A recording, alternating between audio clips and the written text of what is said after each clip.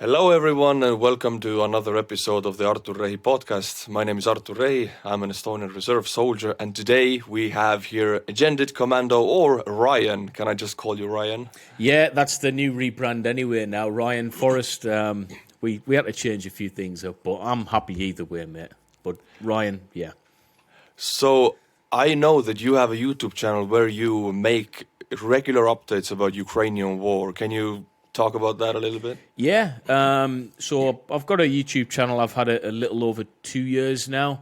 I primarily focus on military-style content, but, I've digressed slightly over the past few years, which has led me up to this point. And I've changed my name to my own name now because I want to branch out a little bit more than just the military. So I thought I might as well do that on my own name. So, yeah, YouTube updates on Ukraine and stuff. It's. I think a lot of military guys like ourselves have took a lot of interest in the situation over there. We've all got opinions on the matter, but one thing I think we can all categorically agree on that it's wrong what's happening, and people are losing lives needlessly. So I thought it was my responsibility almost as a content creator to at least get different viewpoints out there. Yeah. Everybody who's interested, Ryan's channel is in the description. Go and subscribe to his channel. A good one. But actually, I gotta say this, like you say, military guys like us in Estonia, I'm viewed like people don't really like when I say I'm a soldier because I'm just a reservist. I was just a conscript. So our military levels are like that. I'm a conscript, a reserve soldier, and you are. You can actually tell me what you are and what you're training. Yeah, so I'm a former Royal Marines commando. So if anyone doesn't know like what that is in the UK, you've got effectively various different levels of soldiers, similar to how it is in Estonia, effectively.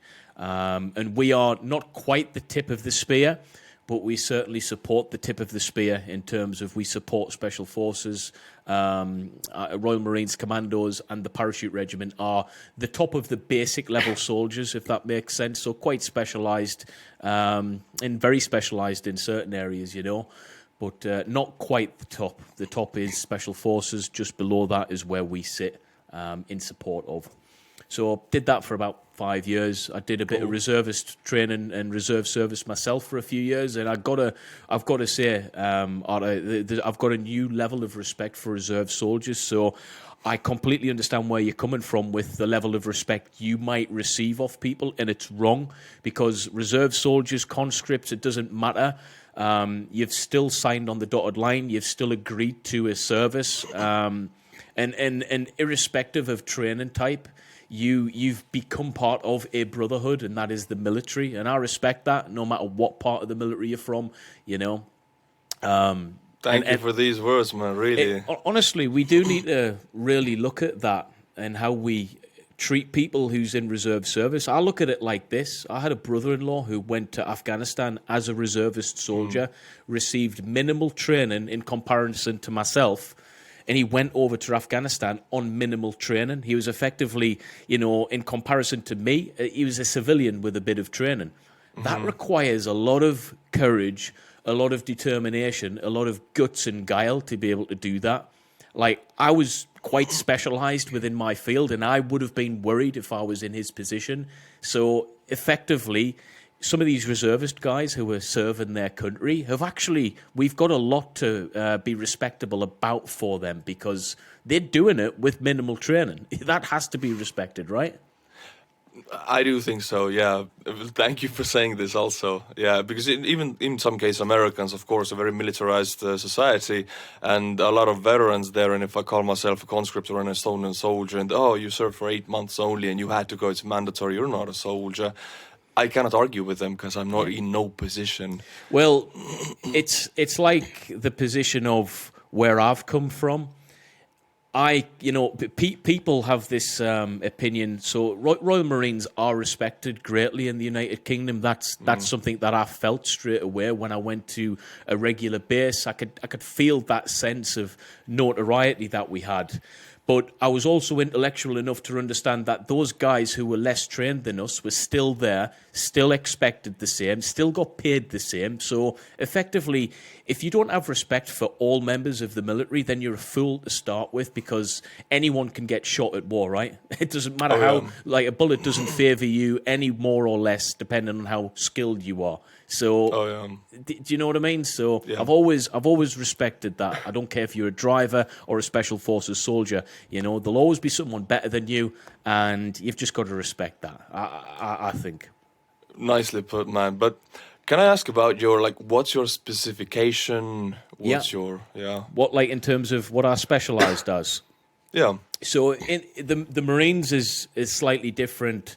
Well, it's a lot different actually to the British Army, in the sense of we're self-contained, which means the Royal Marines Commandos, 3 Commando Brigade, can deploy separate to any other entity. We can, if we needed to deploy somewhere, we could deploy on our own and self-sustain for a period of time, because all of the jobs within our brigade are provided by Royal Marines. So, for instance, the army, you'll have drivers who literally join the army to drive. That's it. They don't do anything else.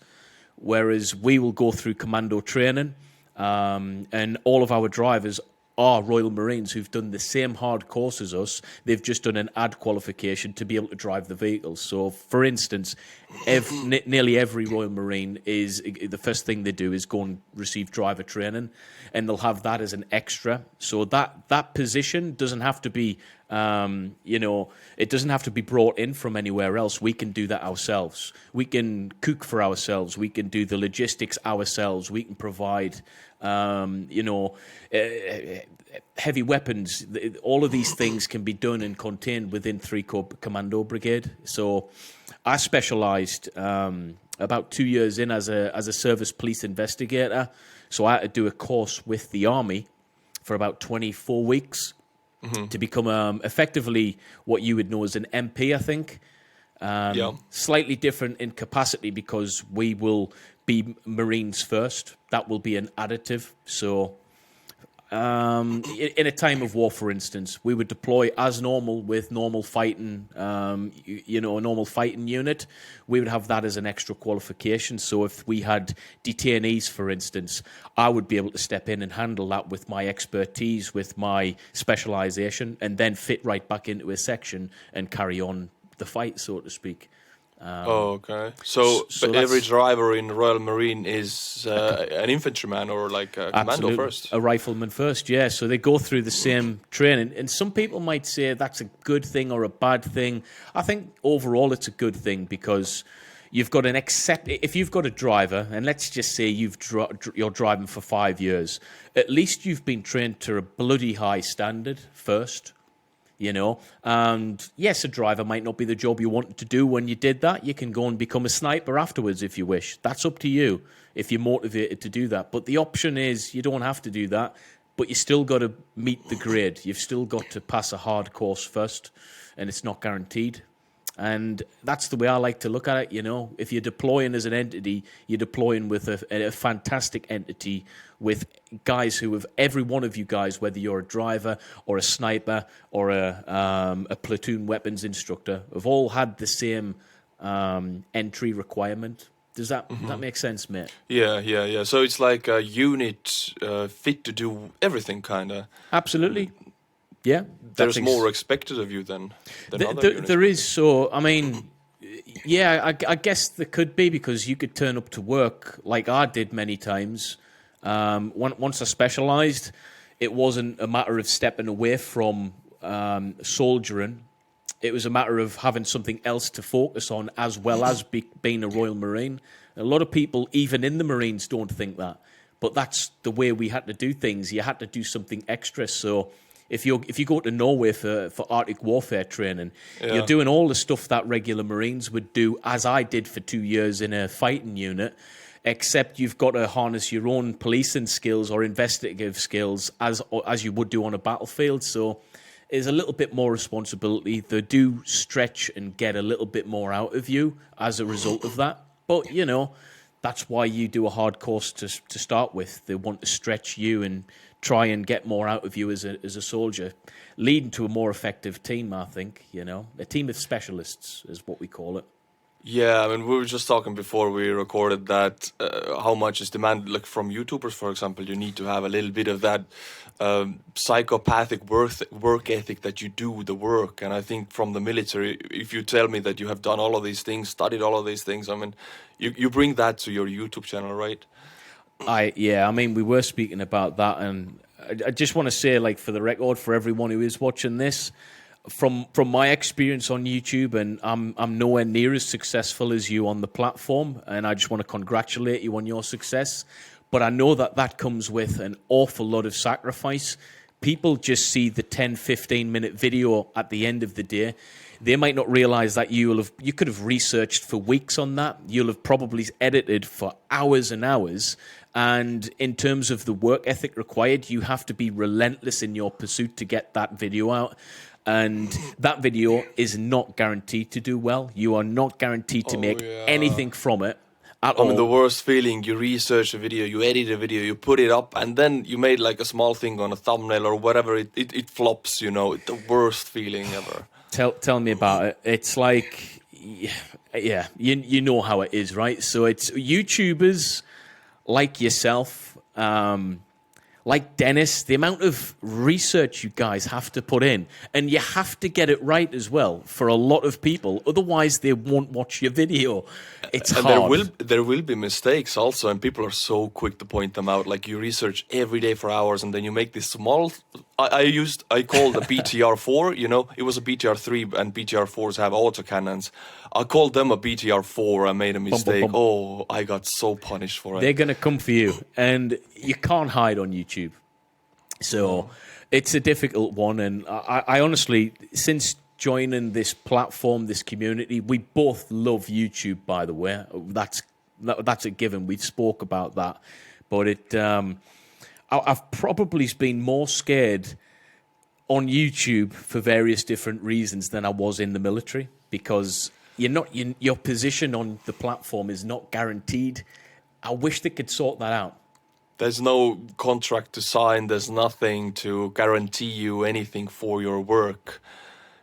In the military, you get paid for what you do, and you have a position. People rely on you. But in YouTube, and the depression that can come from it. I mean, we were talking about that. Like the highest highs I've had on this platform, and by a long way, the lowest lows as well. I would gladly give up a portion of my revenue to have some form of contract giving me a little bit of stability any day than how it currently is. If I'm honest with you, I would pay to have that. Yeah, definitely. But at the same time, it's kind of so enjoyable and a little bit addicting to do this, so it's hard to give it away. Well, I think that's probably why we keep coming back. Yeah, because it's not guaranteed. It's like it's a I don't know. There's a lot of soldiers on here now. A lot. Yeah, especially after the war, everybody's now doing it. Yeah, I just think it definitely ticks a lot of boxes for us. I think that's why we're on here. You get that nervousness. It's not guaranteed tomorrow. You could put a lot of hard work in, and you're not guaranteed to succeed either. So you're constantly challenged. It's in many ways, it's actually like the military in terms of its characteristics. It is, and for the fact that you can work from home. I mean, I don't know where your studio is, but I work from home, and people say it's a good thing. It is a good thing, but the thing is, you cannot rest anymore because everything in my home now reminds me of work. There's nobody to stop me from working. I work like a workaholic. Yeah, there's no step away, and it's quite lonely as well. Like I haven't, because of the amount of this is the only interaction I've had with someone on YouTube in weeks, right? You don't have colleagues, kinda. No, there's no one. We are producers, editors. We market ourselves, and look, it's a pleasure, right? It is a pleasure. Yeah. But you become multi-skilled at it. But as a result, you become a bit of a loner. I think I certainly have been. So I mean, there are YouTubers like Mr. Beast or channels who like extroverts do them, and they talk, but my channel, maybe your channel also, it's just us. There's nobody else. That's it. So, I mean, I'm kind of an introvert, actually. It's good. But if I would be needing to talk to people all the time, it would be a real struggle. Yeah, I agree. I mean, it's obviously fit our characters quite well. Yeah. But yeah, I mean, if you are an extrovert, it's doing our type of stuff probably is the wrong thing, isn't it? Yeah, because I mean, my YouTube schedule there, like I wake up like 9 a.m., 10 a.m. I start to research a video. A few hours go, then I shoot the video. That usually takes only like half an hour. Shooting is the fastest part. That's right, yeah. Then I edit for hours, and if it's like 12 in the night, I maybe finish it, maybe tomorrow, and that day I talk to nobody. And the video goes up, and people think, oh, he's a YouTuber, he talks to all the people, you know. Nobody. Yeah, no one. It's 2 days of solitary to get that 15 minutes up. But we love it. We carry on doing it, man. And look, I just want to say, like, you know, your content, your audience, I'm in your comments all the time looking and stuff. And we all are, really. But you've got a great community behind you, man. Like, they're so supportive of you and what you stand for. It's good to see. It's good to see it's good to see your hard work getting, like, you know, rewarded in that way, I think. But it only after the Ukrainian war. Before that, honestly, I have to admit to you, I was lost. I was doing the military content and I had no viewers. This war, is horrible as it is, has given my channel a sense of purpose, actually. Yeah, that's what I actually talked about that a few weeks ago on a podcast about. Well, this has never been done before. Average guys being able to do effectively what journalists have worked for a long time to be able to do, and we can do that with the press of a button effectively. And it's a new era that we've stepped in. This didn't exist for the Afghanistan war. No. So effectively, in 50 years' time, we look back, this will be the first of that generation, what we're doing, you know? And long may it continue. I think we do need different platforms of information, whether it's right information or wrong information. If the guy's or the girl's heart is in the right direction, then I think it's a good thing. Alternate media is what it is. Yeah, and people really...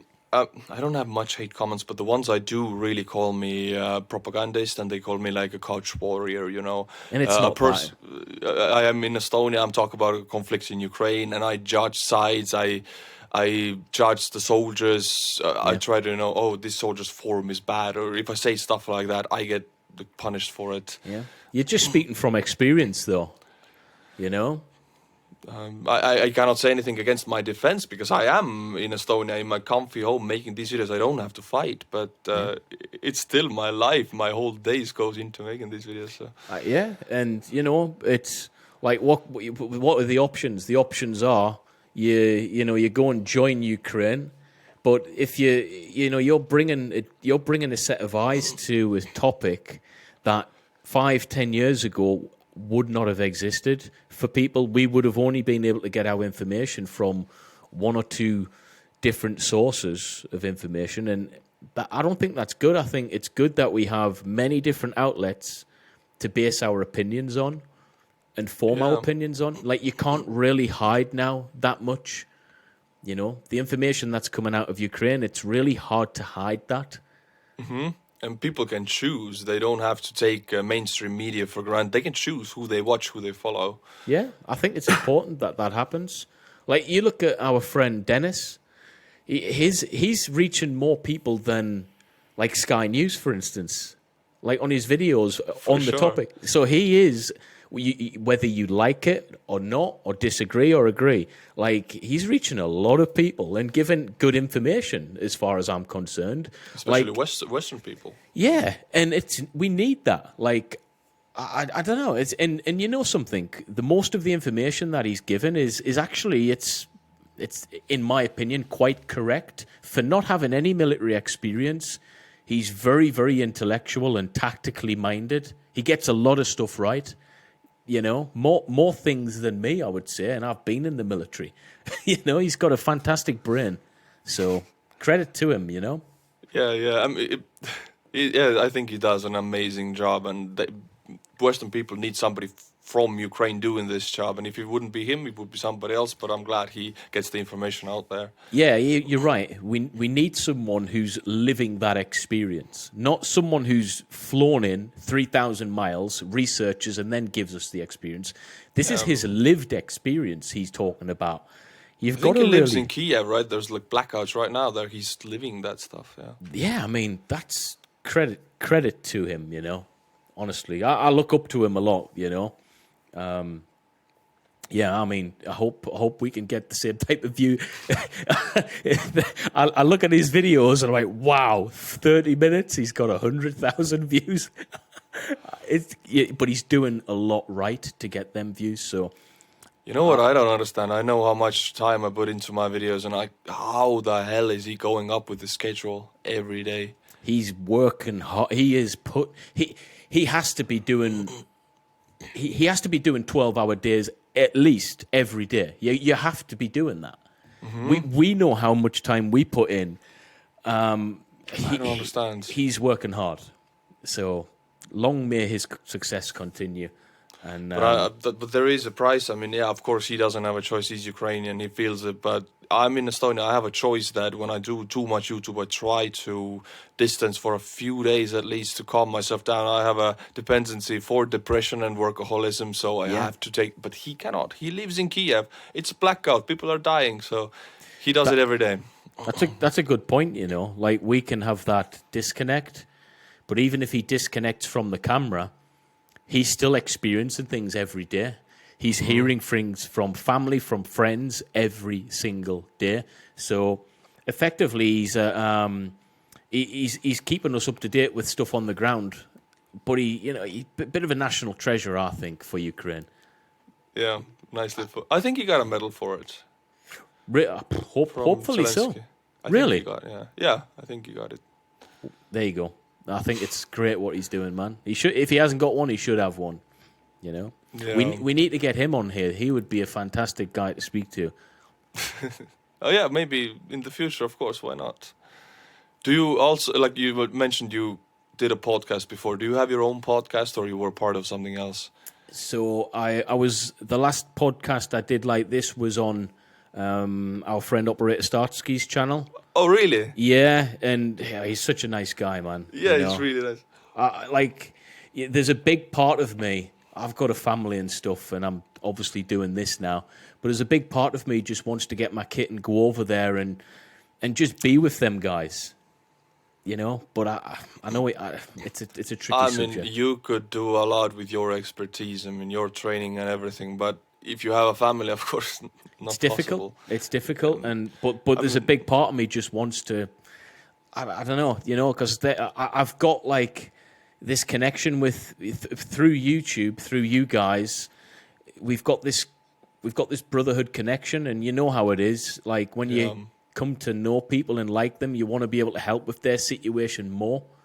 And the thing is, like, you and me, we're not in a war zone. We're both in a Western country, very comfy bedroom, everything. But we watch videos of people getting blown to bits, no censorship all day long. Like, mentally, you're there. That's it. We see what's going on the ground. And, like, you know, there's various Telegram groups and stuff. Content is everywhere for people to view. Obviously, you have to be careful what you put on certain platforms. But there's other platforms that it's just free for all. So there's one thing I think people don't... I'm not here to glamorize what's going on over there. That's why you'll never... From a soldier's perspective, I will never, like, discredit the soldier, either side. I'll discredit the regime behind certain members and certain soldiers all day long because it's... You know, you only have so much choice as a soldier, as a Marine. You are following orders of the state of the establishment. So that's why I'll always, to a degree, have respect for the soldier on the ground, irrespective of what side, because I know what predicament they're in. I know that they're a product of their geographical location, where they were born, and they so happen to serve that country. And it's not nice what's going on in Ukraine, full stop, from my opinion anyway, you know. There's families being torn apart from this war. Sometimes the news can turn that down a little bit because of censorship, and I agree with it mostly.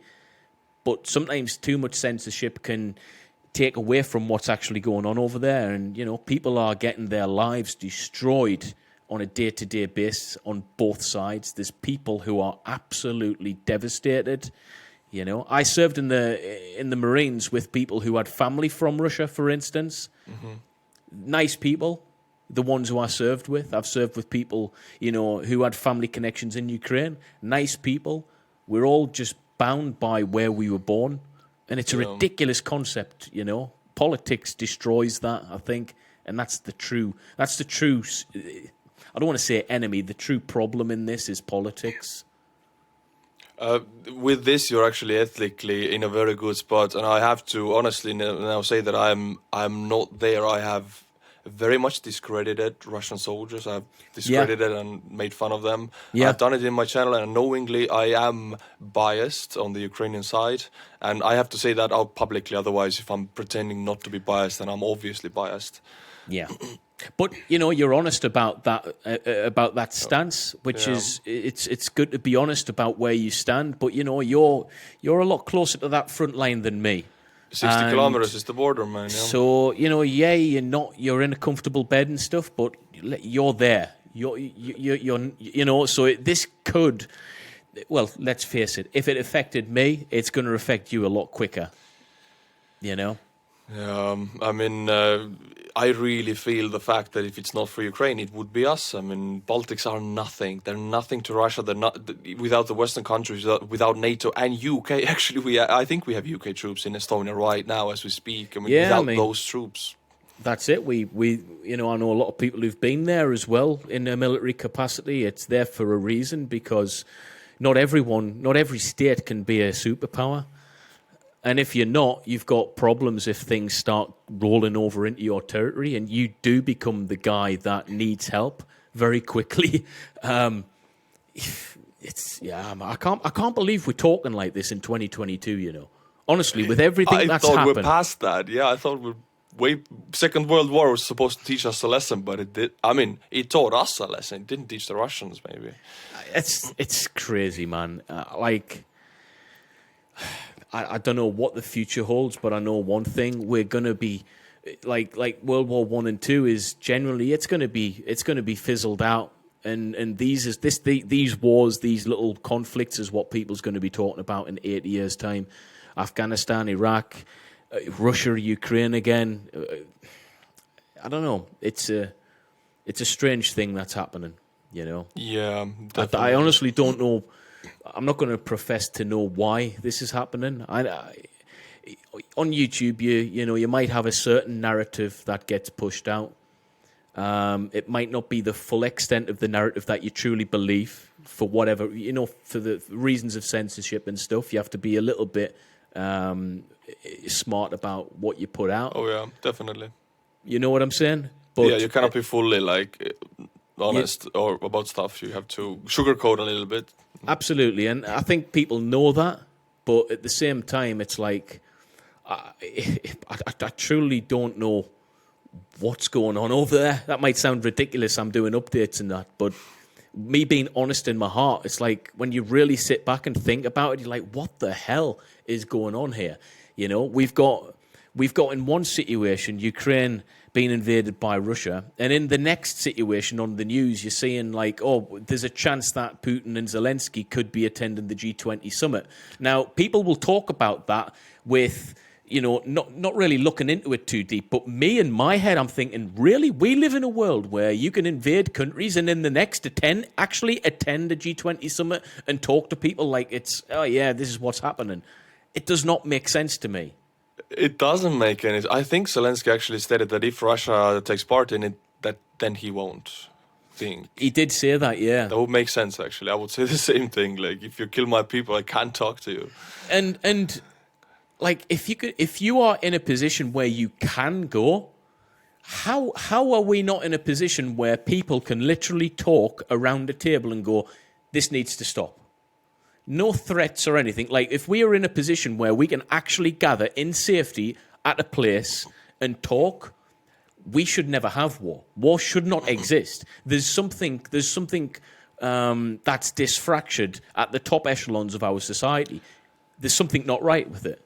I think that something is the USA. I mean, I'm all pro-West, pro-NATO, pro-USA, but I do know USA wants and needs this war. Yeah, I mean, it's, again, tricky subjects to openly talk Dangerous about. Dangerous grounds. Yeah, but it's at the same point, it's like it does make you question things. And you think, well, actually, what like we've just went full circle. What is the whole reason for this? Why is it actually happening? You only need to read the comments. You read the comments of this podcast when it goes out to get a broad understanding of what the majority of people think. Yeah. Like, generally speaking, right? It's that whole thing. You can sit in a room with 100 people and genuinely turn off all the internet, and you could probably solve most problems in the world with just people's generic intellect in that room. You could probably come close to the answer of what needs to happen. Just a random 100 people. So how can we not do that with like what all the resources that we have in the world right now? How can we not come to a solution? That tells me maybe the solution isn't intended. Maybe the problem is the thing that they want, and I don't know who they are. But maybe it's like only we believe there's a solution that's needed, when maybe it's just been placed there. You know where I'm coming from, right? Yeah, I see your point, and maybe they need this problem. The U.S. war industry needs these jobs that create javelins, that create tanks. These jobs would be gone if there would be no conflict. And Putin actually got rid of opposition. All the opposition moved abroad. 1 million men left the country. He got rid of the people who he could have never gotten rid of in his country. In terms of let's look at the sanctions imposed on Putin, on Russia. As far as I'm aware, in my limited understanding of it, if you look at the sanctions imposed, in known living history, it is the only sanctions that have been imposed on a situation like that, where the individual at the top of society whose the sanctions were placed on has directly benefited him, other than do it hasn't. Its intention to discredit him and to slow things down. It's actually done the opposite. It's put money into his pocket. So, elaborate on that. I don't really... Well, in terms of sanctions and everything else, it's spiked oil prices. India's buying loads and loads of oil, for instance. That's just one example. And it's directly put billions into his pocket. It's like, well, sanctions shouldn't be doing that. Sanctions should be financially ruining, not necessarily the state, but it should be hindering the state. It should be affecting them economically. He's made money from this. And you think, well, short term, yeah. You know, and you think, what? Like, I tell you who it's affected, the sanctions. I've got nothing to do with the Ukraine war. My fuel prices are they're double. It's affecting me. It's affecting you. It's affecting guys in Texas. What on earth is it affecting us for? You know? Yeah. Let's talk about sanctions, right? From everything that I've learned, I wish the sanctions didn't. I wish they weren't there, because they're affecting me more, and that is selfish, I know. But if it's not affecting the source and it's affecting everyone else, there are a lot of people who feel the same way, because people have families to feed. People don't have this much money all the money to put on heat and gas. Hey, without giving too much away, like, I know people who can't afford to pay their electricity and gas bills. Normal, average, hard-working people. Yeah. That's not right, man. Like in December last year, I think we had a very big spike in electricity prices. Insane. Was it I think it was September this year. So usually you have like a 3-room apartment, right? You pay electricity bill for heat and everything. You pay 300 a month, 200 maybe. That month it was over 1,000 for everybody. Insane. So 4 times higher, and people make 1,000 euros in Estonia. Like the money they made just went away. You can't. That's not living. That's not living. That's like living in tyrannical times. We'll talk about this in 100 years' time. About, look what happened then. How is that allowed to happen? You know, like they call it the difficult 20s, or like the depression time or whatever. Yeah, like the Great Depression of the 1920s in like America. You know, Yeah, we're in like they often talk about how World War III will be fought out. They say it'll be fought with sticks and stones. I think people are missing the point with the whole thing. I think World War III is currently we've been under World War III for the past 5-10 years, and we don't even know it. It's a war that you don't even realize you're falling victim to. That's what I think, and it is stupid to think like that, but that's my thoughts. You look what's been going on in the world. It's like, well, people are suffering, but just in different ways now. Collateral damage to your country doesn't have to happen for you to be suffering, you know? Yeah, I mean, these proxy wars, or like Russia-Georgian War 2008, Russian annexation of Crimea 2014, it was all a gradual build-up of this. So you could say it started 10 years ago. Well, I do think that's what happened. It did start there, and, you know, that wasn't really spoken about a lot, you know? And the aftermath of it wasn't really spoken about a lot. But, you know, if you look at some of the footage that was happening during those times, it was bad, if not worse, in some of the areas back then. Like, some of the worst things that were fought then, you know? Yeah. Look at for Ukrainians, this war started in 2014, exactly. Yeah, this is old news to them. Like, what's going on? It's just, it's big news now, isn't it? You know? Yeah. I mean, it's hard to, like, I'm in a very wrong position to actually comment about this, because I'm, honest opinions again, my livelihood comes from corresponding this conflict. Yeah, same. It's a weird position, and I don't know how to say or what to say. I mean, yeah, I get my living out of making videos again, and if this... Yeah, I'm just confused. I don't know how to feel. It's like a survivor's guilt. Yeah. I feel guilty to be able to get paid for this. I know what you mean.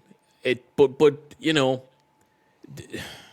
look, I can donate to charity, of course. Well, the thing is, you're donating your time and your effort and your resources to at least get an alternate opinion out there, and long may that continue. That has to happen, whether you're right or wrong on the situation. It has to be available for people to listen to. And yeah, that survivor's guilt comes from the fact that within that one phrase, survivor's guilt, if you've got that tells me one thing about your character. You can at least emphasize and be empathetic to the situation over there. That means you're a good guy, straight off. So, you know... I got really bad at the other night. Like, some nights I get more emotional than others. I started crying. I saw like a video of some Ukrainian child losing their parents. It just hit me somehow. Immediately after that, I set my videos. In YouTube, you can set them to like charities or fundraisers. Yeah. I set like a bunch of my videos just for Ukrainian fundraisers to feel better about myself. I know. Look, man, I get your position. It's something that I feel every day as well. It's a strange way, but either way, it's a brand new way. It's something that's never existed before. And, you know, like I say, if there's one thing to be proud of in 20, 30, 40 years' time, you can look back and go, you know what? I was among that first generation of people who were doing this, covering, giving alternate opinions on terrible situations.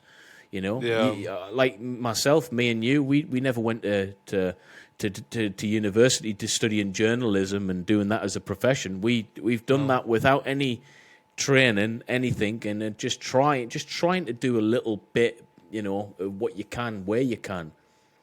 Yeah, and nobody prepares you for, like, me and you, we watch people die every day, then we make a video about it, and this is me and you's livelihood, you know, you gotta be able to deal with this, like, guilt or...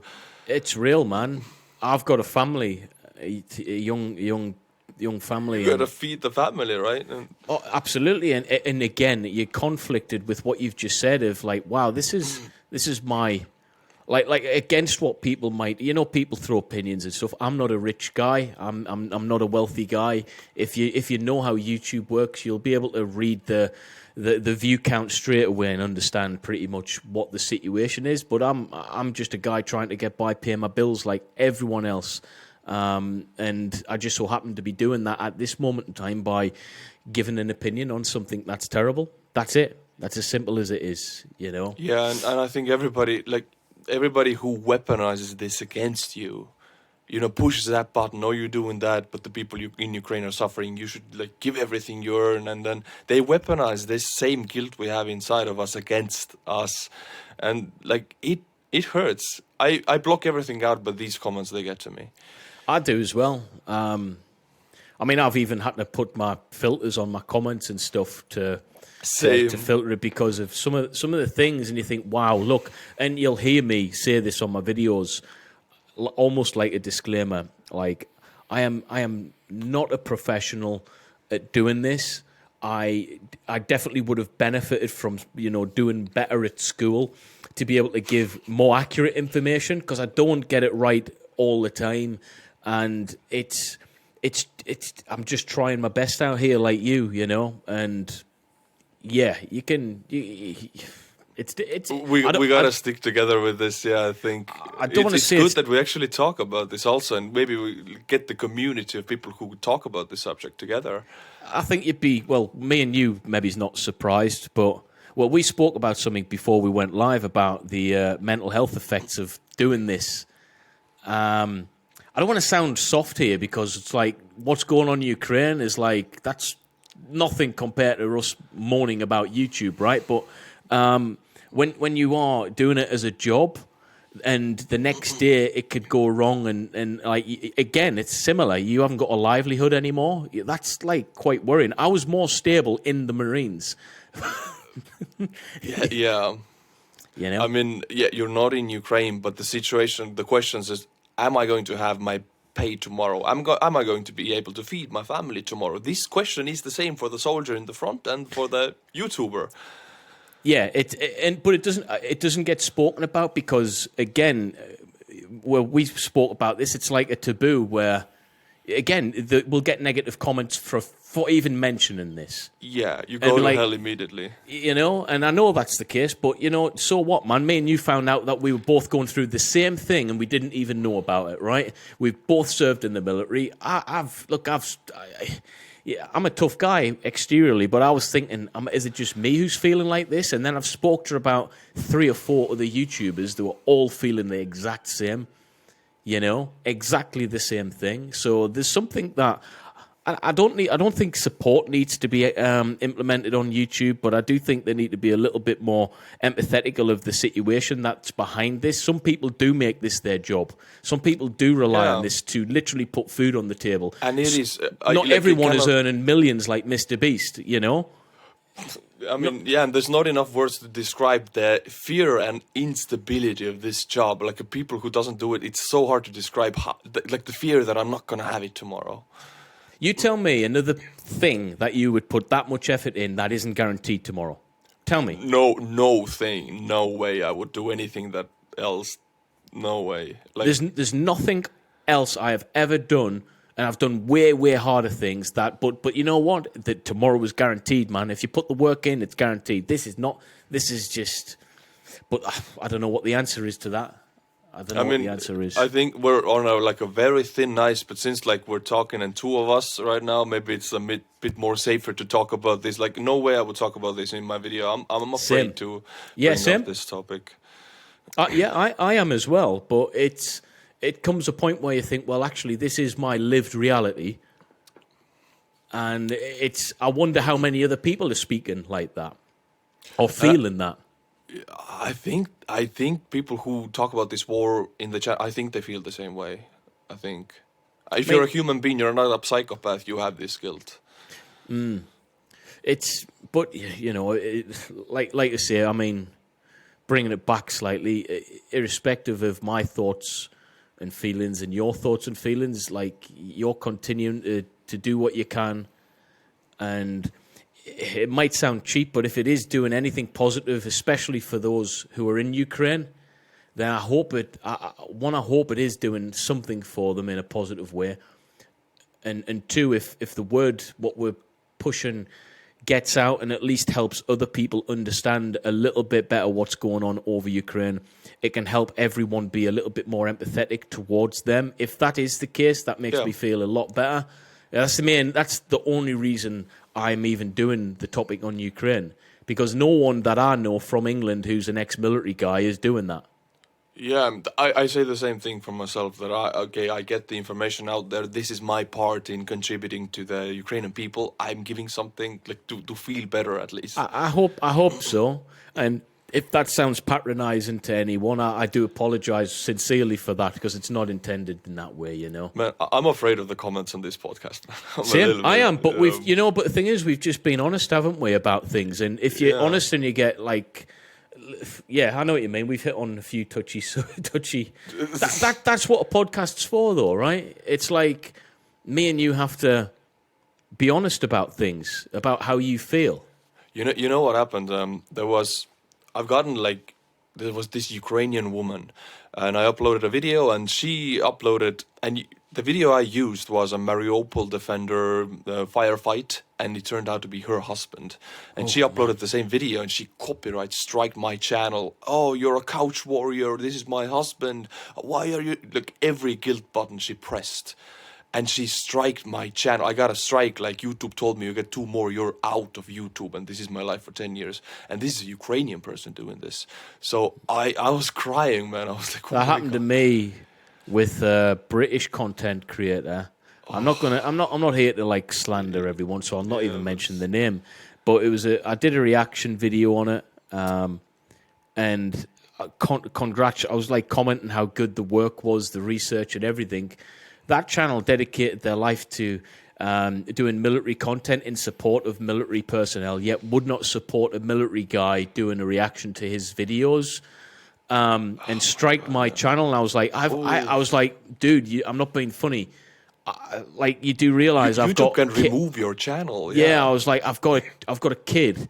Like, like, you don't care if I'm going to be homeless because of, like, you don't know my situation. Like, and I was so disappointed. I was like, everything you stand for, if the military community found out what you were portraying in terms of military content to be, he's a good guy, and then literally striking a veteran, I think there'd be like an uproar against that channel. But again, I don't want to see anyone, because I know how it feels, so I'm not going to slander in public that channel, but I'm just really disappointed about it. I want to describe, like, maybe viewers don't understand, but if you get a strike, a copyright strike or a community guidelines, you can get 3 strikes. You get 1 strike and YouTube sends you a message. You get 2 more, you're out of YouTube forever, and your AdSense connected to any channels you have, you're out of YouTube as a person. So getting this into your life income and everything, you get a message that you might be out if this happens again. It's so scary. It is, man, but I guess that's why we like it as well. It's addicting. It's a guilty pleasure.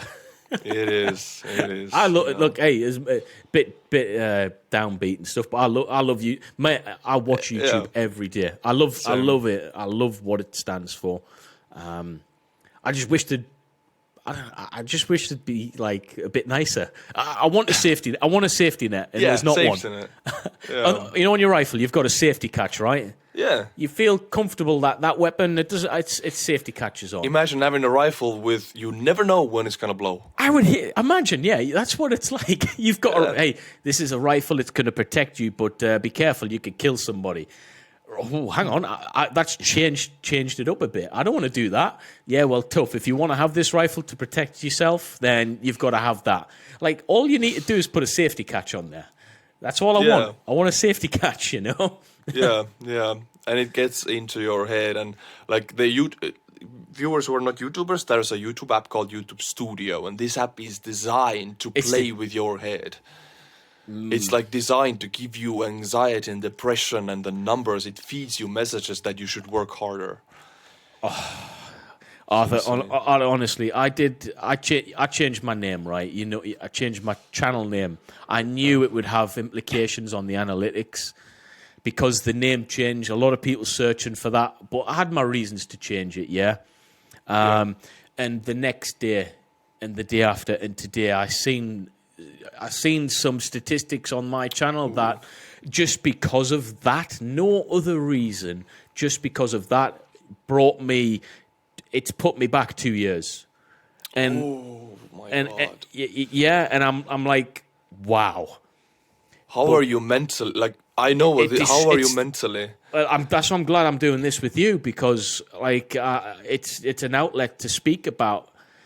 Because if people don't realize what that means, it's like, I've just imagine you've been a recruit and you've been volunteering as a recruit, and then you're promoted to a sergeant, and then someone's just told you the next day you're now a volunteer again. That's the equivalent. Pulls off your stripes and boom, that's it. You know, and it's worrying. I mean, but you know, with that worry, it's allowed me to think outside the box. I'm doing a podcast as well. Hopefully, you'll be one of my first guests in return. I'll put this in the description. What's your podcast? Send it to me later. So just my channel name. It's the same one. Okay. I'm going to do it on the channel, and so that military attitude, thinking against the grain. Like I'm gonna just try and bring something else to the audience, because at the end of the day, the audience is the most important part of this. Like. It's for introverts, people don't understand. You can be an introvert on YouTube, but there's something very pleasing when you know that 100,000 people have watched your. It's a strange. Yeah. It fixes something for me. I don't know.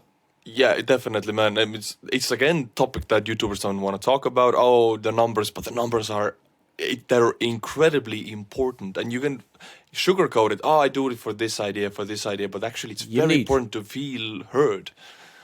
Like, you get some good numbers for a few days. How do you feel?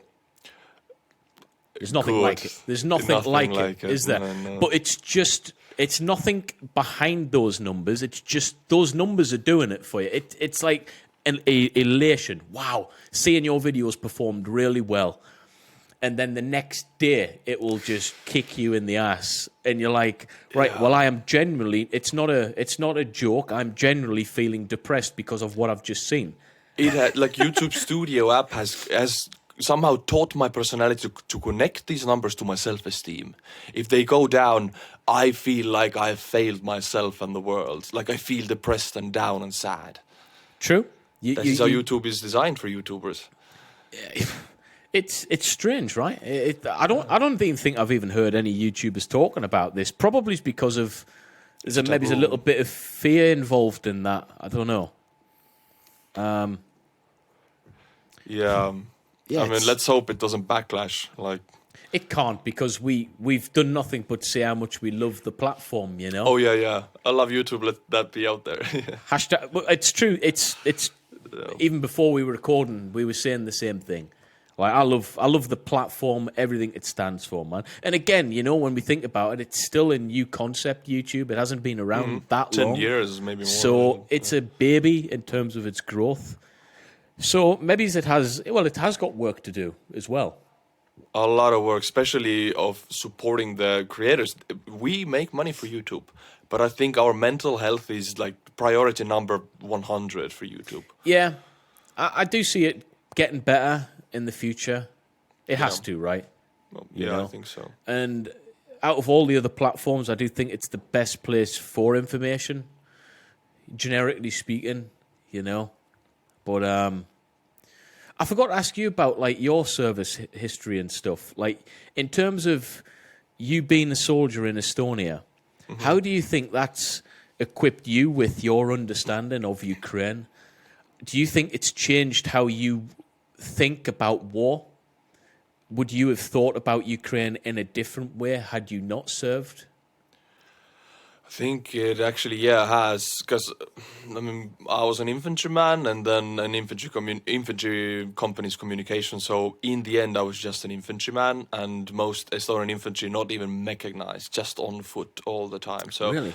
Yeah, we don't have the money for it, man. I mean, we're a truck battalion. We would transport 8 months on a truck, nothing else. Estonia is now buying more mechanized vehicles, infantry fighting vehicles, but we don't have the money for it. So I was on my foot, and if I see Ukrainian troops on the trenches and walking around, I know what it means now because I've carried that weight. Before that, I wouldn't have any idea. Yeah, so you can understand from the number one person on the battle space, the soldier on the ground. And without kit and equipment, things become extremely hard, right? You know? Yeah, yeah. But I mean, as much as I know from the Ukrainian army, they're trying to do things according to NATO standards, like That's rotate good. troops. And I mean, if you're a Russian soldier, you have been in this conflict, let's say 8 months. You're lucky to survive. You have been 8 months in a hotspot. There's no rotation. I can't even imagine. I Eight can't even months imagine that. Like, in a firefight, like you don't yeah, get out. You can die, then you get out. I think it's easy to detach from that reality. You know, when you watch news, Yeah, you're just hearing articles, but to detach from even the successes of Ukraine, when we see that they've pushed, the original counter-offensive when they had massive gains eastwards. yeah, Kharkiv. Kharkiv. And then we've seen how quick they were advancing. We can look at that as we should positively. Oh, great, fantastic. But what that doesn't capture is through that positive action, our own guys who we support, Ukrainians, how much heartache, turmoil, pain, destruction, ruthlessness has had to be endured for that positive news article where we Yeah. all feel good about it. But I know the guys on the ground, despite them gains, they don't feel good about losing their friends. Yeah. They don't feel good about those gains. You might for a second, but you are just reminded every Your friend other... is still dead. Yeah. So I know how I would feel, resentment. So that positive news article for us is absolutely, and don't get this twisted, the guys on the ground, they might be happy for a split second, but every other second is dominated by resentment, hate, despair, and loss. That's the fact of positive action in war. And you can't get that across in a news article. Well, actually, guys, we've got some good news here, but the guys on the ground are suffering. Like they've done something great. They've pushed and they've won these settlements over. But you know how much heartache that endured? It's like, I understand that though. Like the Ukrainians are using this crazy tactic of just driving straight up to the Russian positions. No Boom. American unit would do that except for special forces. They just drive under Bam. every kind of fire on the positions, dismount, and just go. And the bravery it takes to do this. It's bravery that we haven't seen since like World War I in the trenches. Yeah. And those guys had a different reason and cause to be there. It was like the narrative that was being sold to them then was, world domination, so via an evil aggressor. So they were fighting on different terms then to produce that, bravery.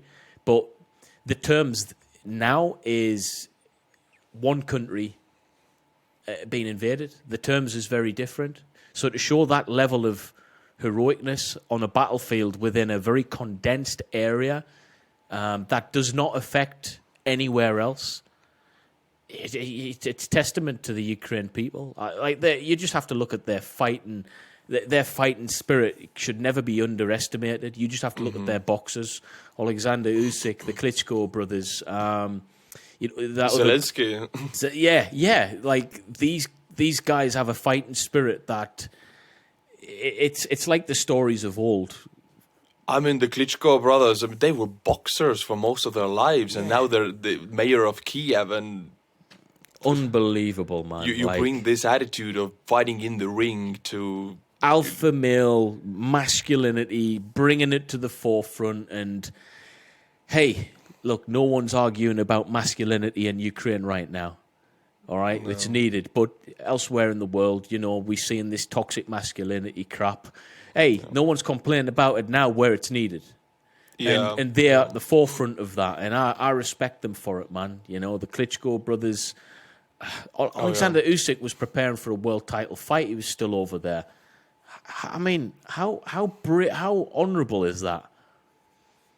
Yeah, insane. But talking about masculinity, right? For example, I do videos, and in my videos, I make sure that I look, presentable, that I look confident, because people don't watch your videos otherwise. But actually, I'm very soft. I'm a very soft person. I would choose words any day of the week instead of violence. Of course, if war comes, I will go. But I'm a soft person, actually. And you cannot show this part when you're talking about death and destruction. I agree. Which is something that probably affects you a little bit as well. Because you've got a well, again, it's a YouTube personality that you're catering. You're trying to cater for everyone. Like the biggest audience that the world has in terms of viewership is on YouTube. Mm-hmm. So there's nothing stopping your videos reaching 50 million people. There's nothing stopping that. It could happen. You've got to try and appease all of those people potentially.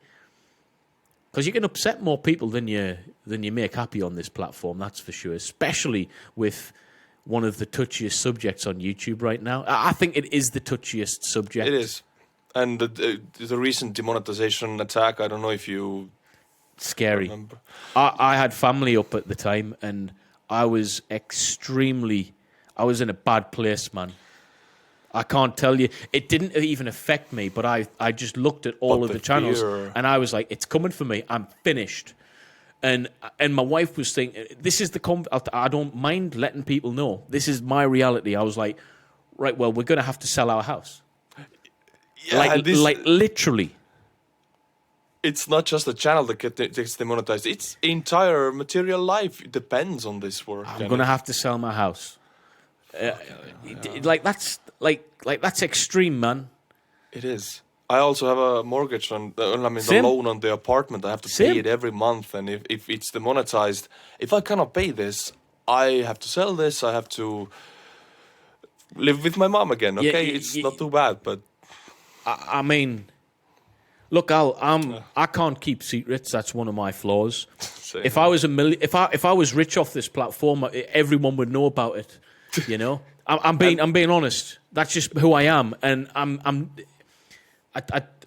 don't even like talking about this because it's a taboo subject again. Yeah, but you know, like I say, if that happened to me, I'm homeless. I'm selling. I haven't got a home. If it happens to me, that's my situation, man. So like if like 2 years ago, I was hit for the first. My whole channel got demonetized back then, like 2021. And it was a YouTube glitch. So, but I didn't know it back then. I just took out a loan. I remember for 30 when that years. happened. I watched the video. And at that time, I lived in that reality for like a month, I think, or maybe a little bit less. And the reality was that, okay, I'm preparing now to move out of this apartment. I don't know what's going to happen to me. It was so scary. Like everything, 10 years I've been doing, everything just collapsed. Yeah, I remember writing a comment on your videos actually, because I messaged loads of people as well, and we had a conversation about it, and we were like, something needs to change. I want to, yeah.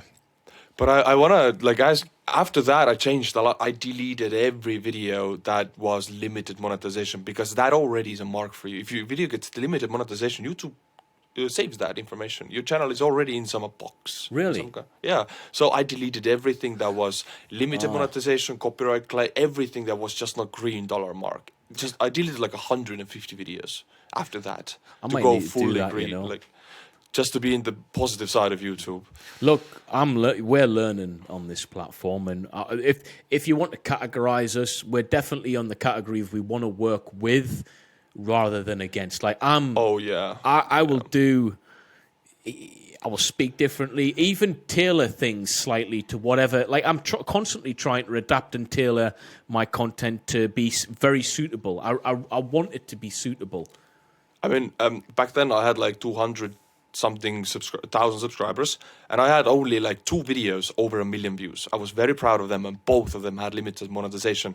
I deleted them. Like, could you delete your 2 of the most successful videos right now? That's what I was ready to do, to like, please, I want this back. Yeah, you can see that, I think you can see that. On that topic, where do you see your channel going when this whole thing comes to an end?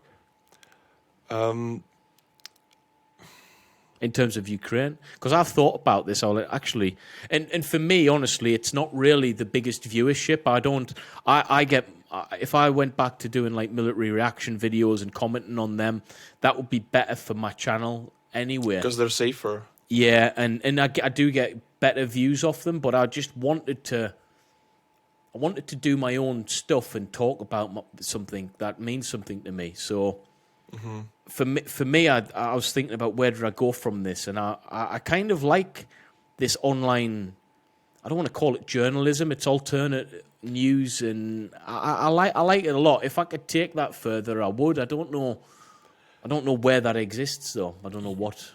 There's possibility of like China, Taiwan, Russian internal economics, European gas, like all of this can be researched and made into a compact video, and it's fun to watch. I think, at least. What do you think what interests you for the future? Where do you see yourself in a year then? Honestly, I did military reactions 2 years prior to war, and I don't want to like go back to the same military reactions, but I think I would do like put the same amount of research and just research like Russian economy or Mongolian economy, something like that, and talk about what's the country's future and stuff like that, maybe, and take some footage from that country and make it into a compact video like I do now. Yeah, because your video quality is like I admire it. Like I know how like people build videos and stuff, and I know that it can be quite challenging. For like you've probably had to learn all of this, right? Yeah, it's not easy, you know. I use OBS to kind of. I'll show you. I use OBS and a Stream Deck to make it look as if it's edited heavily. But it's not, because I'm not very good at it. So I'll press different buttons to create different scenes and stuff, you know? I understand you, man, because editing is such a tedious job. If I could swear right now, I would, like, it's hard. And learning it is all, especially if you're a father, you have a family, and learning something, like, learning editing is like... professional skill. You really have to go into it, and I honestly, I kind of hate it. Yeah, because it's really, it's like... someone telling you need to learn a guitar, but you need to be good at it right now, otherwise no one's going to watch your videos or listen to your music. It's like, well, I can't do that. It's like, on YouTube, well, you have to. You need to be good at that guitar now. Swim or drown. and if you don't learn that now, I don't know, it's difficult, man. It's a tough thing to master. It's a good it's a good thing. I mean, I think the quality of your videos are really, really up there. So whatever you are doing, like, it's working great. I noticed you got a green screen recently. Did you? I've had a green screen for a while. You got a studio environment. In some of your videos a while ago, you mentioned you're gonna get a studio. Yeah, I'm in my garage now. It's built as a studio to a degree. Yeah, it looks very professional, like a treated room even, or. Yeah, so it's literally my garage. And I've kind of made this scene here, but my garage door is just there. That's why I've got the fan on, because it's freezing. This is my bedroom, so... You can create illusions on this platform, you know. Do you know the metal thing you put your clothes to dry on? Yeah. You're on that right now, so... Oh, right. Yeah, that's... Professional, man. Yeah. Riverside zooms in, otherwise you would see the bed and the closet, but it zooms in, so you can only like... Bang. Oh, this is my professional studio. This is a backdrop. And rent this out. My team and everything, controlling the camera system. My editor and my assistant, they're all back there. It's not the case. You get judged like that, though. You will get judged like you are that guy who's got a professional setup. It's like I could not get my sound right for nearly a year and a half on my channel. My sound was terrible. And I'm like, do you realize how long it takes to become a sound engineer, to be able to do this? And I'm expected to, I have to know this stuff now. I had to learn, like... I watched the video, right? How to remove echo from your sound. They go into this program with hundreds of plugins, and I'm like, screw this, I can't do this. Yeah, which tells me this. Dennis must be, well, he's, and you've got to be very smart. His quality is horrible.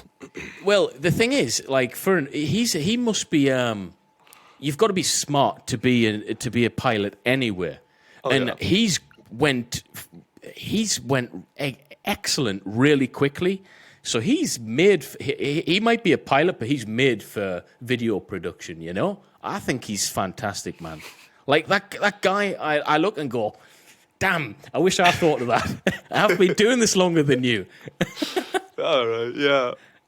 I mean, yeah, definitely. I mean, learning this, for example, learning to use a green screen, it's so frustrating. Now I know it's easy. I have a plugin preset for what editing software do you use? Right. So for my videos, right, we can maybe even talk offline on this, but this is going to shock you. So if my video is 30 minutes long, it's took me 30 minutes to do that video. Wait, what? How? Yeah, that's what people don't understand. So although I'm complaining, I can't complain too much now because, like I say, like this. Wait a minute. So when I press play on OBS, I just press that button there. It records it. Yeah, when I want to change to a different scene, i.e. scene 2, I press that button. When I want to press my intro, I press that button. And then when I've done, I press stop. So when I press start, that's me starting my video. If I forget something, I know I'm going to forget, I press pause on OBS That recording. is not fair, man. Yeah. Right, so what I do is, listen, I'm telling people right now some trick. We should become YouTube tip people. Right, so some of my videos, I'm like, right, I really need the toilet. I'll press this button, I'll go to the toilet, I'll come back, I'll press this, and I'll start again. I don't even have to press my mouse to click for the YouTube video to play again. I literally press this button, and it pauses the video for me if I want, the video that I'm watching. I can pause my mic, I can put text on the screen, if I want to get the deep state map up, I just press that button. What? I mean, it's genius. You are cutting 10 hours of... Have you not done this? I don't know anything about this. I painstakingly edit my videos, and I hate this. I hate this. Really, it depresses me out. When I'm ready to upload that video, I press this button and it uploads to YouTube. No, I can't hear anymore, man. Right, I'm going to show you something, right? Right, so you see the light system that I've got, like my face. I'm going to change you're lit well, yeah. Right, I'm going to change something. So you can see I'm brighter now, yeah? You're just pressing buttons right now. Yeah, I'm just pressing buttons. This is a button, right? So I want to make myself look orange. Press that. I want to turn the light off. I just press that. When was this invented? I thought you knew about this. Where the hell have I been? I just need to press a button to get my lighting done properly. There you just show off here. Come on, what the hell? I can't believe you didn't know that. No, I'm going to buy that thing tomorrow. What the? Can you send me the link of this? I'll help you set it up. Please. Oh my... Okay, thank you for teaching me that. I need that because now... No, I really thought you knew. I didn't know. I record in a camera. I put the SD card in the computer. No, don't do that. You don't... please tell me you're joking. I have done this for 1,000 videos straight for 10 years. This is my life. What the fuck? Oh, wait a minute. So you don't have a camera with an SD card, or no? No, I don't. Oh my god! I thought I knew how to do this job. I did that right. I'm gonna. So I might be giving people. I'm not bothered to help them. Give them the secrets, right? So your video. Have you seen my one of my latest videos, for instance? Yeah, right? I thought you do the same thing. You have green screen effects and everything, and you have the circle thing. You're like, oh, this guy uses the green screen template to put the circle up there. Nice plugin. So this is actually my room. I have a... Oh, man. So do you have OBS? Yeah. Yeah, I created every scene on OBS. I got a stream deck, so every button I press links to that. So I'll have this here. You'll not see it. I'll press play. I'll press intro. I'll press first screen, which comes up to me when I want to say like, share, and subscribe. I zoom in on the video. I change to the next scene. I talk. I have scenes built up with all the information on. I just roll through it. So it's like a PowerPoint thing. Like a PowerPoint that you have ultimate control of the scenes, but it's recording. Oh well, you learn something every day. Is Dennis using the same thing? If he's not, I'll gladly help him set him up, but I don't think so. I think he's doing it the same way as you, because I do hope so. Yeah, I can normally tell when people are, and I think he's probably doing it the hard way. But you thought I'm doing it the easy way, right? I thought you knew about the easy way, but in order to get the quality that you're getting, the only thing stopping me getting that kind of quality per scene is putting more buttons onto this. So I've got more. If you just press that button, you've got a blank screen where you can do more stuff. Even if you want to edit your stuff, you can put all of the editing tools on there, so it's just a click of a button. What if you talk about some subject, right, and you want to cut something out? You don't do that. So you can, you can do that on that. You just upload it to your editing software, and then all of the buttons that you would use to edit, you just program them on that. So it's just a click, bang, bang, bang, bang, bang. So it does make it more productive. I mean, you make a mistake with a sentence. Like, English is my second language, and here I might seem fluent, but with my videos, 30 minutes of footage, like 5 minutes is me blabbering. I have to cut it all out. Yeah. Is that, like, how would you do that then? So you get the finished product. If you knew that part was, if you knew instantly that you'd made a mistake, just press pause on the OBS thing, and you're like, right, from that pause is where I need to edit a few seconds out. Boom. And then you just press again, and then go on. So instead of having 5 minutes, you might only have that mistake to edit out. So it does make it streamlined. I have a lot of thinking to do. That's depressed me, because I used to spend 12, 13 hours a day on stuff like that. And I mean, research, you got to spend time researching, right? Yeah. Please tell me you have a magic trick for researching. Yes. Oh, okay. Give it to me. This one is a real secret trick of the trade, though. So I'll have to tell you offline on this one, because you're going to love this. Right. I don't actually use it now, though, but I'll tell you, because you write a lot of content, right? I write everything. I have a Google Docs, 5 sheets of information in every video. Right, I'm going to help you out. It's something that everyone probably, loads of people know about, but it'll probably help you a lot. Okay. It would save me hours, I think. Maybe. But your video quality is great, though. So that's why you get the views. Glad to, I hope the hard work I do is worth it, because now if I could do the same quality and go to the way you do things, I would switch in an instant. Now I need to try this. I probably can get you to, after we've done this, I'll gladly help you. If you want to even stay on, you can share your screen, right? I'll help you do it. Like, I have OBS, I know about the scenes and everything, so I just do everything through OBS then. Yeah, so the only thing you'd have to change is you've got let's just say you've got a format for your videos. You have 10 different bits of information you want to get through, different scenes, which you probably do, something close to that. Yeah. The only bits you'd have to change once you've got your scenes built up is, right, well, that image needs to be different for this video. Just drop a different image in there. That image, that's all you have to do. Post-production or like live when you're doing the video? Before you do the video, get your scenes so it's like already there. And then as you're pressing your stream deck, you know, the next scene that has a picture of Zelensky on, for instance, you know that, or when I've pressed that, you instantly know that you need to talk about that topic. Boom, bang, bang, bang, bang, bang. Done. Okay, yeah, because right now, since I haven't been working like that, I've not being able to know all the scenes. Usually I do the video, and if I'm lacking some videos, I edit that, and when I get to that part where I talk about Zelensky, for example, I just go to YouTube and record a video of him and put that, so I don't really know beforehand which footage I'm going to use. It comes up when I'm editing. So that's fine. If you are recording, all you do is, when you know that you come to that bit, you've pressed it and you think, I need to talk about that and research, just press pause on your OBS recording, and when you're ready to go, just unpause it again. So you don't even have to make multiple videos and put them together. You've literally just paused that part. Wow. Save you 12 hours, man. Yeah. I'm sorry I didn't tell you earlier. I have to, and I'm so into this rhythm also of, like,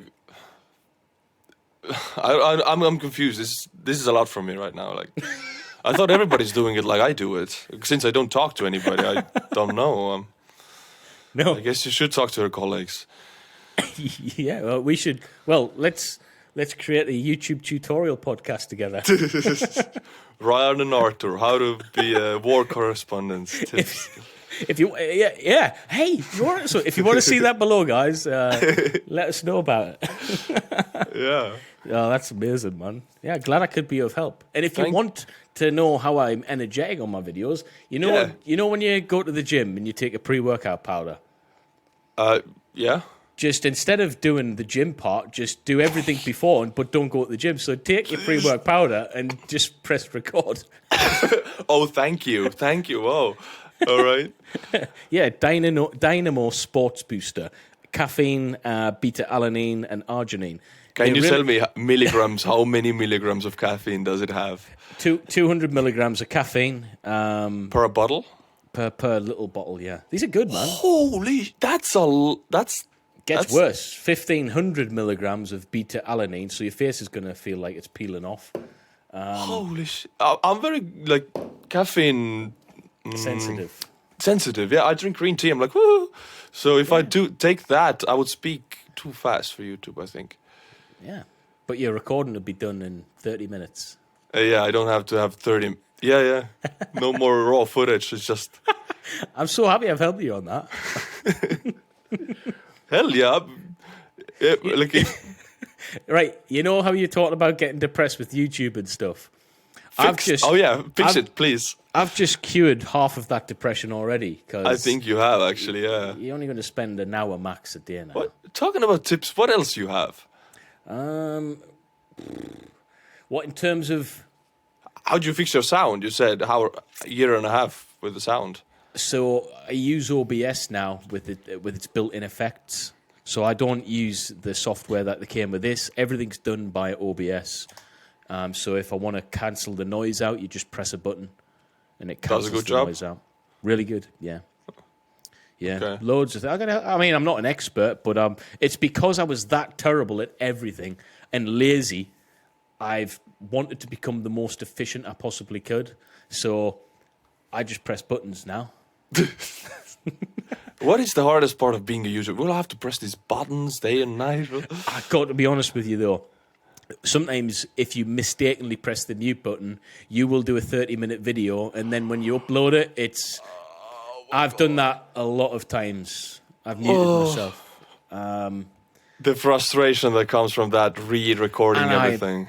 I swear to God, it was the best video ever, and every time... Of course it was. And that depressed me. I just end up playing Escape from Tarkov and volunteering to get shot.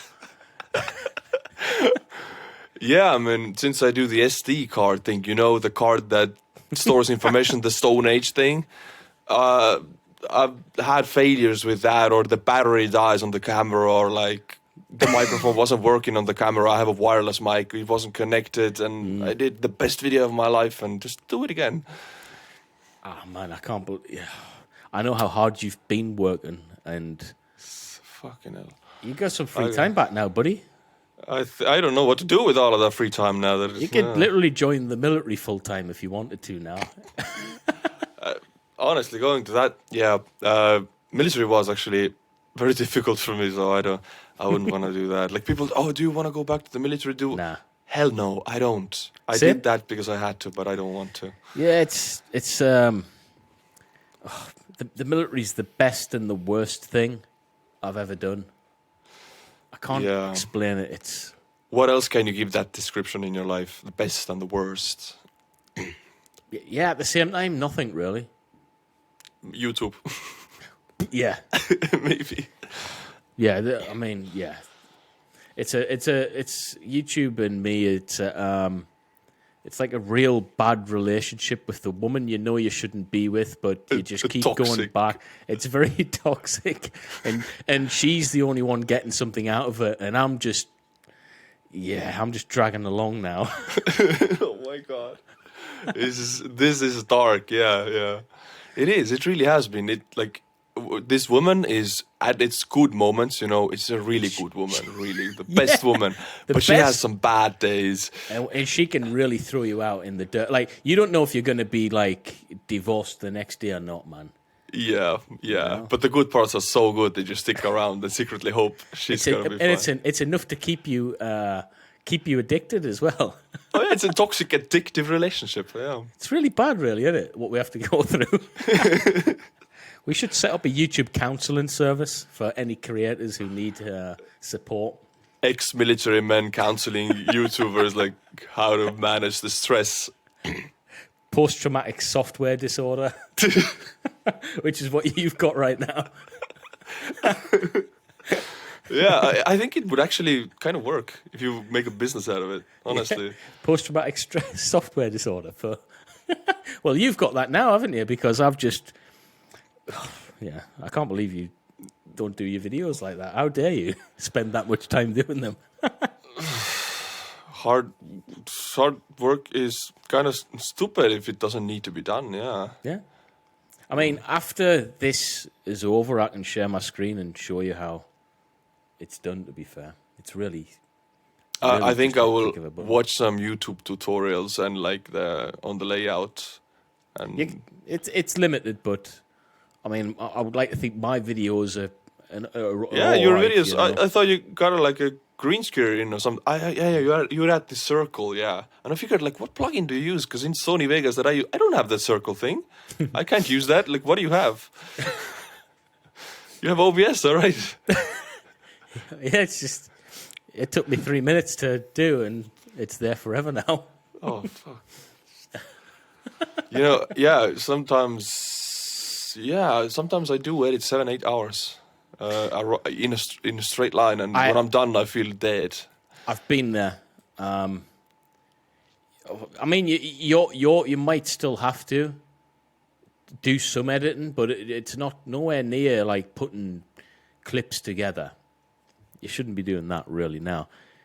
You know, you have to become good. As long as you're good at being able to talk and you probably wouldn't realize that I'm pressing buttons and changing scene as I'm talking, but everything you see from beginning to end is as recorded. I haven't edited. Wow, that's actually very impressive that you speak a language like this button language at the same time. Yeah, but you've got to be right, I'm going on to this web page now and I've got this information to talk about.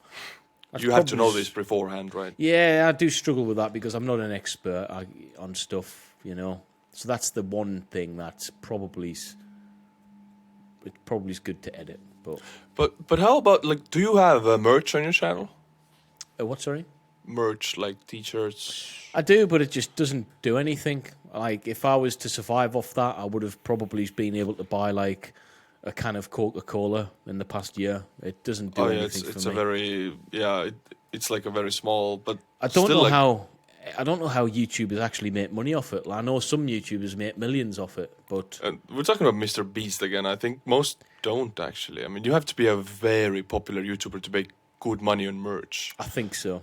Because I have drop shipping, and they take most of the money. You just get a little bit. Yeah, you're not going to be rich off it. It's unless you're even millions of subscribers, you're not guaranteed. I think it has to be a certain demographic of YouTuber, but I almost think I should just turn that option off. It's nothing for me really, you know. Yeah. And again, you have to be you have to promote it all the time I look at it differently. I look at myself. I'm not going to say you or anyone, but myself. I think actually because I'm on YouTube and I get an audience doesn't make me a celebrity. It doesn't make me famous. Although some people might say that, but Mr. Beast, PewDiePie, they are celebrities. They are famous. So it's people will buy that stuff from them, you know? Yeah. So yeah. Being big on this platform doesn't necessarily make you... I guess you have to kind of have a glamorous personality or something for people to want to wear your face or name on their... Yeah. I mean, I wish I was Mr. Beast and them, but I'm not. He's great at what he does. I'm not. Look really. at what he does. He lives his life. He gets up, he works 12 hours, 3 different videos, 3 different sets. I mean, I couldn't work like that. I want to rest. I want to spend time with my family, my girlfriend. Very dedicated. Yeah, but it comes with a price. I don't think he has a personal life, honestly. Yeah, I think with high achievers like him, you probably find that they don't. He's the best at what he does, isn't he? Oh yeah, I watch his videos actually every day. I really enjoy the content. I do. I mean, I would love to do that. I couldn't. But I also haven't got £1 million to do a single video.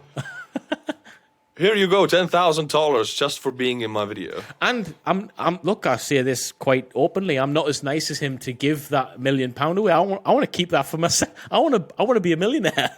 Yeah, screw you. I ain't gonna give you a suitcase of money. It's for me. I want to be rich.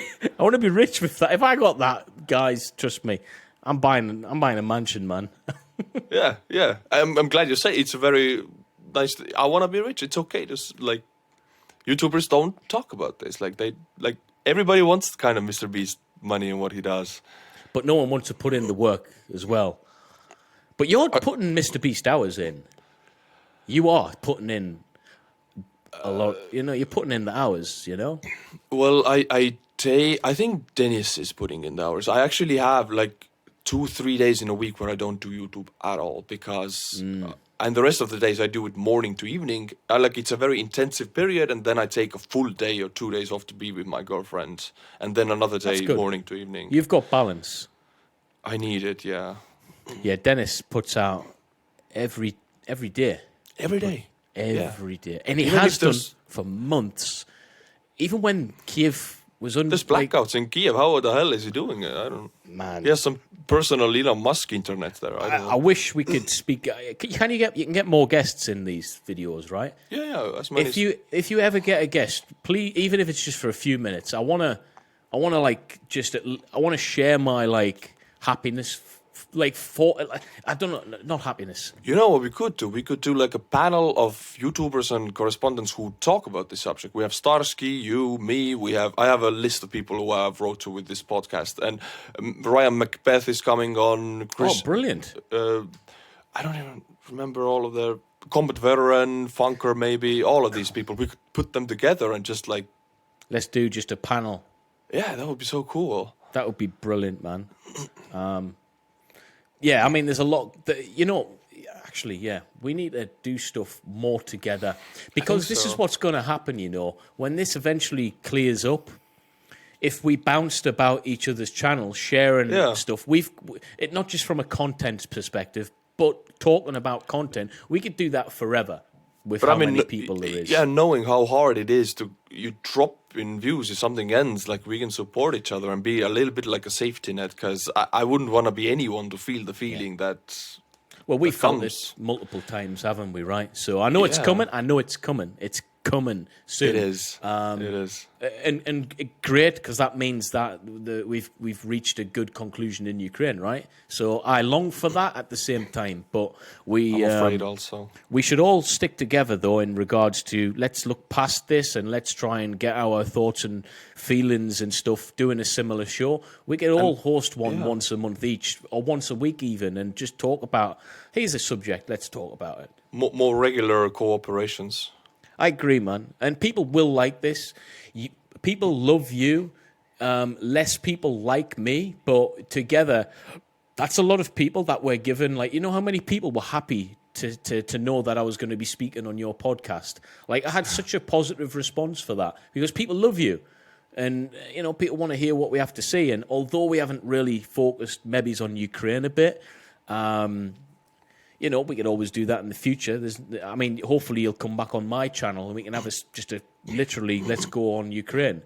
But we've opened up the topic and... Yeah, this is it's easy to recreate. We can do this again. That's the way it goes, man. But I do think more people need to talk about what we've spoken about today. It might. I don't know if you viewers are bothered about it, but it gives a bit of reality to what is actually happening with us as well behind the camera. Yeah. I think it's a really good, an ending note to the podcast. It's hour and a half. I think it's a good length for that. Oh, yeah. Hopefully everyone watches it for you. Yeah. And write in the description if we should do another episode with Ryan, Gendered Commando, Ryan Forrest. His channel is also in the description below. Go and subscribe to his channel to get Ukrainian or military-related content. Thank you for watching this video, and I'll see you guys in the next one. All right, yeah. Hey, thanks for having me on, man. I appreciate it. And yeah, good luck with everything that you're doing on the platform. I myself look up to you as a content creator, and if I can be half of what you have done for the community, then I'll be a happy guy, because you do put a lot of hard work in, and credit to you and your service. Irrespective of what service people might think that is, I respect your service. Thank you very much.